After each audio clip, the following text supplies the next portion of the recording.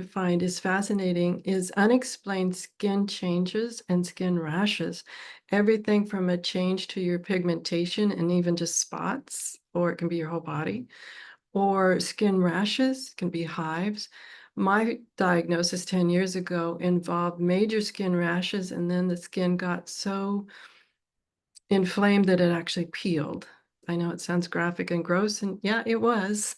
Luckily, once your skin starts being that involved, the diagnosis came pretty quick, and we were able to start intervention. It only lasted for 4 months, but still taking care of myself and still treating myself with understanding and space and grace for the body, and really loving it for being able to get under control, get everything under control that quickly. It's a little uncommon, but definitely I think the body's amazing.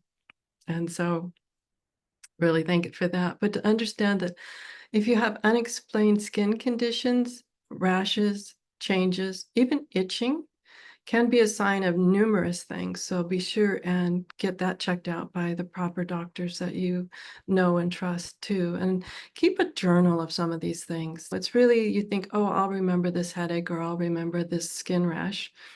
But I find I try, but I may just start to say, oh, another headache and forget to write it down. And I think it's important for them to see a chart or an understanding of how frequent is your word frequent, like that pain scale, right? Where they say on a 0 to 10, what's your pain?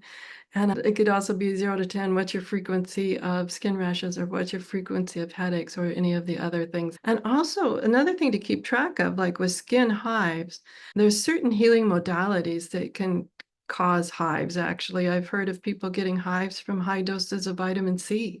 And so that's not that uncommon. That's something that is out there in the medical literature to understand. So it may not be an autoimmune condition. It may be something else in your environment that you're doing that is also causing these. So there again, it's one of these weird symptoms that, like, is it or isn't it? And how do I play detective to narrow it down to go, ah, okay, this is what's causing it.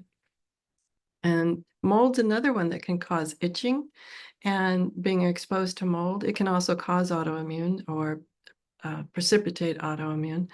We've had a number of guests on that said that exposure to mold actually did cause their body's immune system to overreact, but it also can cause itching. So that's one of the signs of mold exposure too. You can check out Understanding Autoimmune. We've had a couple of mold experts on to talk about all these sort of unusual things that being exposed to mold can do to our body, and some of the things that we can do to recover from that as well. Another one I wanted to talk about would be weird neurological symptoms. I've heard everything from tingling hands and feet to arms and legs going numb to even facial spasms, all sorts of things.